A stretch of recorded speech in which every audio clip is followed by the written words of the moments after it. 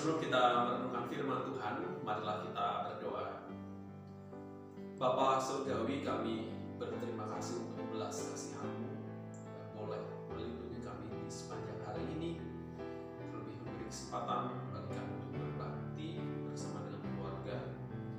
Kami hendak merenungkan firman-Mu, bantulah supaya firman-Mu memberi inspirasi dan juga kekuatan. Di dalam nama Tuhan Yesus kami berdoa. Amin. Mari kita renungkan satu bagian firman Tuhan dari Injil Yohanes pasal 21 ayat 1 sampai 14. Inilah Injil Tuhan Yesus menurut Yohanes. Kemudian Yesus menampakkan diri lagi kepada murid-muridnya di pantai Danau Tiberias, dan ia menampakkan diri sebagai berikut. Di pantai itu berkumpul Simon Petrus, Thomas yang disebut Didimus, Nathanael dari Kana yang di Galilea, anak-anak Zebedeus, dan dua orang muridnya yang lain. Kata Simon Petrus kepada mereka, "Aku pergi menangkap ikan." Kata mereka kepadanya, "Kami pergi juga dengan engkau." Mereka berangkat lalu naik ke perahu, tetapi malam itu mereka tidak menangkap apa-apa. Ketika hari mulai siang, Yesus berdiri di pantai. Akan tetapi murid-murid tidak tahu bahwa itu adalah Yesus. Kata Yesus kepada mereka, "Hai anak-anak, adakah kamu mempunyai lauk pauk?" Jawab mereka, "Tidak ada."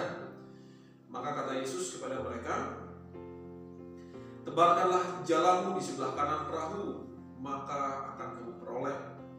Lalu mereka menebarkannya dan mereka tidak dapat menariknya lagi karena banyaknya ikan.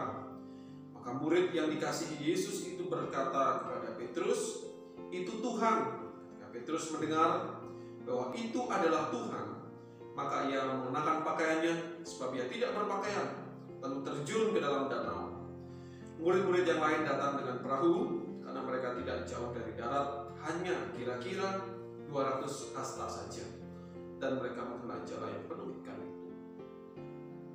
Ketika mereka tiba di darat, mereka melihat api arang dan di atas ikan dan roti. Kata Yesus kepada mereka, "Bawalah beberapa ikan yang baru kamu tangkap itu." Simon Petrus naik ke perahu lalu menghela jala itu ke darat, penuh ikan besar 153 ekor banyaknya. Dan sungguh pun sebanyak itu, jala itu tidak koyak. Kata Yesus kepada mereka, "Marilah dan sarapanlah." Tidak ada di antara murid-murid itu yang berani bertanya kepadanya, "Siapakah engkau?" Sebab mereka tahu bahwa itu adalah Tuhan. Yesus maju ke depan, mengambil roti dan memberikannya kepada mereka, demikian juga ikan itu. Itulah ketiga kalinya Yesus menampakkan diri kepada murid-muridnya sesudah ia bangkit dari antara orang mati. Demikianlah sabda Tuhan. Berbahagialah setiap orang yang merenungkan juga melakukan sabda dalam hidupnya setiap hari. Bapak, Ibu, dan saudara-saudari terkasih, salam sejahtera bagi kita sekalian. Pada malam hari ini kita akan merenungkan kisah ketika para murid masih diliputi suasana ketakutan, kedukaan pasca kematian Tuhan Yesus. Simon Petrus bersama para murid lainnya kembali kepada hidup mereka yang dulu menjadi seorang nelayan. Suatu ketika mereka berlayar semalam suntuk mencari ikan, tapi sampai keesokan harinya tidak seekor pun mereka dapatkan. Tiba-tiba Tuhan Yesus menampakkan diri dan memerintahkan supaya mereka menebarkan jala di sebelah kanan. Mereka belum tahu bahwa itu Tuhan. Lagi pula perintah yang diberikan agaknya kurang masuk akal, sebab semalam suntuk mereka bekerja, tentu jala itu sudah ditebarkan ke segala arah, sebelah kanan, kiri, depan, atau mungkin juga belakang perahu. Mereka berharap mendapat ikan, tetapi tidak seekor pun mereka dapatkan. Nah, meski mereka tidak tahu siapa yang berbicara, namun demikian para murid ikuti berita itu. Mereka coba tebarkan jalan di sebelah kanan perahu, kemudian mereka tarik. Kagetlah mereka karena ada begitu banyak ikan ditangkap sampai jala tidak bisa ditarik naik ke atas kapal. Ada ikan besar 153 ekor banyaknya. Dan ini mirip seperti dulu ketika Tuhan Yesus memanggil mereka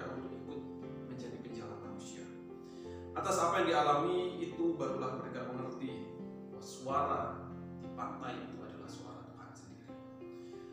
Melalui kisah ini ada dua hal yang dapat kita renungkan. Yang pertama, peristiwa kebangkitan Tuhan memberi harapan kepada setiap orang bahwa Tuhan yang bangkit itu tidak hanya ada di Palestina saja, tetapi juga ada di sini pada saat ini bersama-sama dengan kita. Itulah yang terjadi kepada para murid ketika mereka dipenuhi ketakutan, hidupnya hilang arah dan tujuan, seperti tidak ada pengharapan. Disangkanya Tuhan tidak hadir.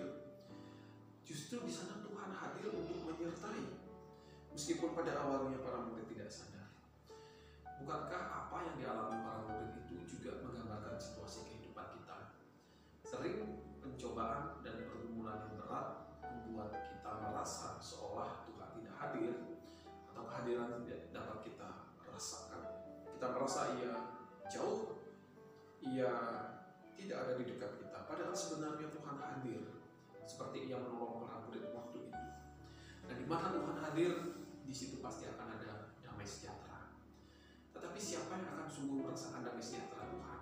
Inilah kebenaran yang kedua. Pada akhirnya yang sungguh merasakan damai sejahtera adalah mereka yang tidak hanya mendengar, tetapi juga dengan setia melakukan perintah Tuhan. Seperti para murid yang berulang-ulang mereka mengalami kegagalan sampai mereka ada di titik putus asa. Mereka tidak dapat apa yang mereka cari, kemudian mereka memutuskan untuk pulang. Tetapi sebelum mereka pulang, mereka mendengar perintah untuk menebarkan jalan sebelah kanan. Meski terdengar tidak masuk akal, tetapi mereka ikuti. Andai mereka merasa sudah tahu dan banyak berusaha, mungkin mereka tidak akan pernah mendapat banyak ikan dan menyadari kehadiran Tuhan. Syukur karena mereka ikuti perintah Tuhan. Mereka tebarkan jalan di sebelah kanan.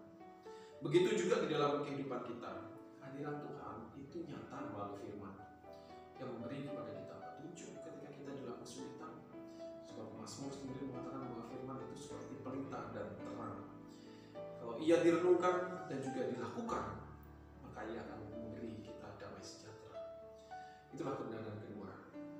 Memang tantangannya berat, sama seperti para murid. Semalaman mereka sudah menebarkan jalan di berbagai arah, tetapi kini ada perintah, tebarkan di sebelah kanan.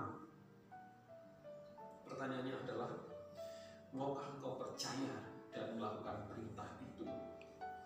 Kalau engkau lakukan, maka engkau akan selamat. Engkau akan menyadari bahwa Tuhan hadir di dalam hidupmu saat ini. Itulah alasan mengapa kita perlu berpengharapan meskipun menjalani hidup yang tidak mudah, yaitu karena Tuhan hadir menyertai. Seperti namanya, ia adalah Immanuel, Allah beserta kita. Ia beserta kita lewat firman-Nya. Setiap orang yang mau percaya dan melakukannya akan beroleh damai sejahtera. Bapak, Ibu, dan saudari, tidak dapat dipungkiri bahwa kadang kita melewati masa yang sulit, membuat hilang arah dan tujuan. Tapi peristiwa kebangkitan Tuhan Yesus kiranya menguatkan iman kita untuk menjalani hidup yang baru, yaitu hidup di dalam pengharapan. Meskipun di dalam situasi yang sulit, Tuhan katakan, jangan takut, damai sejahtera ku tinggalkan bagimu. Tuhan Yesus memberkati.